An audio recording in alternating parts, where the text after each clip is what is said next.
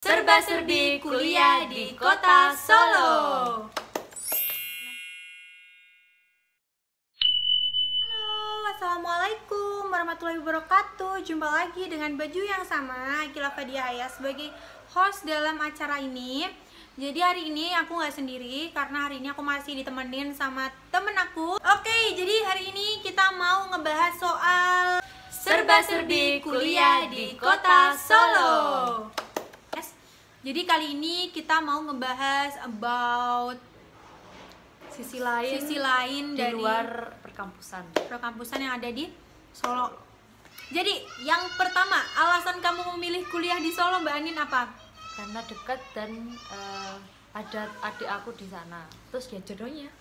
Oh, jodohnya di sana. Jodohnya di sana. Jodoh jurusan, guys, bukan jodoh seperti itu. Alhamdulillah. Ya. Karena yang gak keterima di mana-mana sih sebenarnya. Astagfirullahaladzim, jahat banget. Tapi ya bersyukur sih bisa di Solo karena lebih dekat dan Mbak ipar aku tuh juga ada orang Solo juga. Jadi lebih enak aja. Ya jodoh, udah jadi jodoh. Apa? Mbak Anin. Ya. Mbak Anin itu mengikuti organisasi apa? Organisasi Yang di Solo, maksudnya semuanya. yang termasuk di kampus sih, nggak apa-apa. Yang pertama, HMP Fisioterapi. Jeng, ini logonya. Nanti aku butuh Instagramnya aja deh. HMP Fisioterapi itu aku 2 periode udahan. Masya Allah, Uhti, nggak capek Mbak? Anda juga. Nanti aja aku. Oh, iya. Mah. Capek nggak capek? Menjabat dulu pas periode pertama. Buat periode pertama. Pertama kedua juga Anggota itu Gamaresa. Apa sih Gamaresa? Gamaresa tuh apa sih? Bakal kita jelasin nanti setelah kita bahas organisasi baru. Gamaresa Sebagai menjabat menjabat sebagai Kadif Kominfo. Kadif itu apa sih, Mbak? Kepala divisi. Masya Allah, kepala dia. Saya anggota Kepala aja. divisi dan ini anggota saya. Iyoin. Menjabat sebagai Executive Director. itu tuh kayak kalau kalian bingung itu tuh kayak kepalanya, kayak ketuanya gitu loh. Iyoin Lokal Chapter Solo. Ya, siap, Bos. Yo. Ya. Nah, itu 2 periode. Ini aku Yang periode pertama? kedua. Yang pertama aku project dari divisi project. Kayak acaranya dari itu. Kalau di kampus BEM Universitas. Enggak. Teto. Aku ada di HMP Fisioterapi 2 periode. Yang pertama aku menjabat jadi anggota POK, yang kedua jadi kepala bidang POK. POK, guys. POK tuh pengembangan organisasi dan kepemimpinan. Dua di kampus aku ikut IMM, itu Ikatan Mahasiswa Muhammadiyah. Itu aku jadi kepala bidang riset, pengembangan dan keilmuan. Apa itu? Itu tuh kayak kalau di HMP tuh kayak PIK. Jadi kayak keilmuan kayak literasi gitu loh. Terus kalau di luar sama Gamaresa, tepuk tangan dulu dong. Ini aku jadi anggota pengurus Kominfo gitu.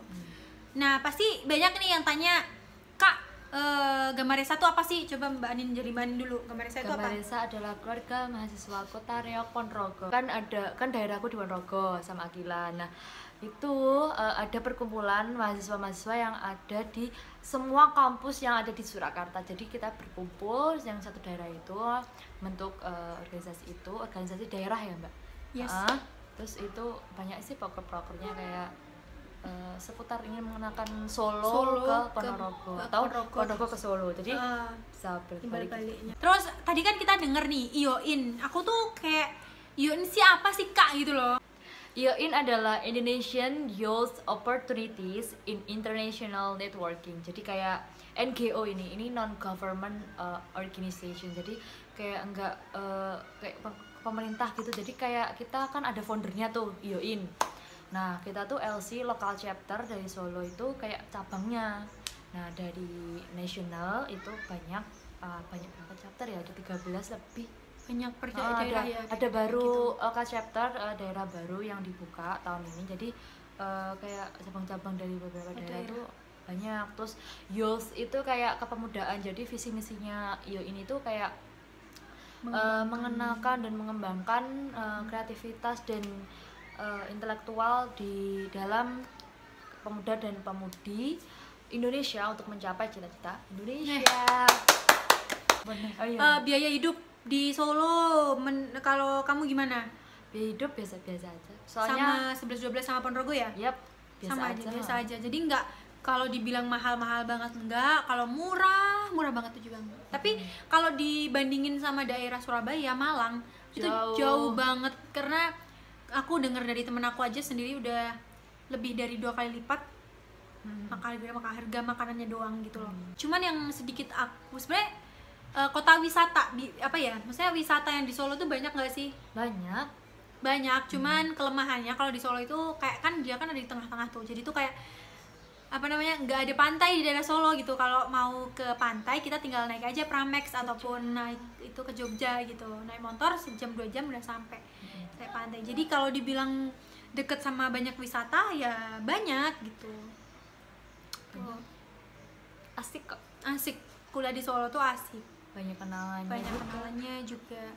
Terus rata-rata malah teman kita itu bukan orang Jawaan ya, malah ada Kalimantan, Sumatera, Bali kayak gitu. Pokoknya ya yang itulah, yang Jawa malah jarang gitu. Kos-kosan anak Solo itu kalau cewek itu biasanya aku nggak per bulan sih, kalau aku tuh per tahun. Kalau per bulan tuh berapaan sih? 500? Aku per bulan 500.000. Iya pokoknya 600-an. Kalau cewek itu 600-an gitu, udah kamar mandi dalam, udah kamar mandi dalam. Jadi per tahunnya tuh kayak 7 juta, 8 jutaan gitu udah dapet bagus kok insyaallah gitu. Cuman kalau rata-rata tuh kadang juga milih yang ngontrak gitu nggak sih? Kalau ngontrak itu berapa sih setahunnya? Aku bilang biasanya setahun itu per orang 4 juta. 4 juta ya, itu kalau ngontrak gitu. Lebih Terus murah.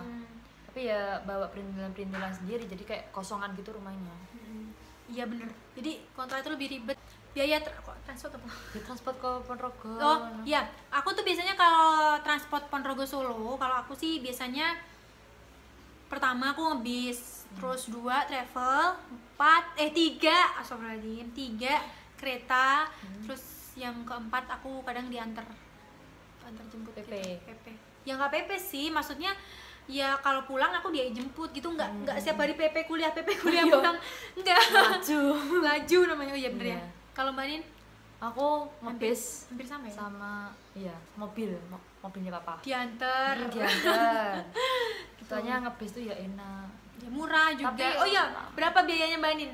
Bis biayanya hanya 30.000 sampai Solo. Nah, jadi kita tuh 2 kali ganti itu, ganti bis. Terus kalau biasanya tuh kalau travel itu, kalau Ponorogo Solo itu 90 sampai 100. Terus kalau kereta biasanya 80 ribuan kayak gitu, 80 ribu, 100-an gitu. Ekonomi. Yep, tapi jika kalian suka pakai go-show gitu, itu biasanya yang eksekutif itu bisa sampai 40 ribu, 70 ribu kayak gitu. Cuman ya harus ya kayak gitulah. Tapi ya turunnya di Madiun, nggak bisa turun di Ponorogo. Harga makanan yang ada di Solo sama snack-snacknya.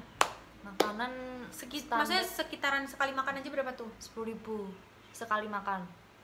Itu masih dibilang tengah-tengah ya. Ada yang murah, itu langganan aku sama teman-teman aku lainnya. Karembahe. Tahu nggak itu berapa guys? 5.000 bahkan enggak dulu. Iya 5.000 tuh udah sampai 4.500 sudah sama minum.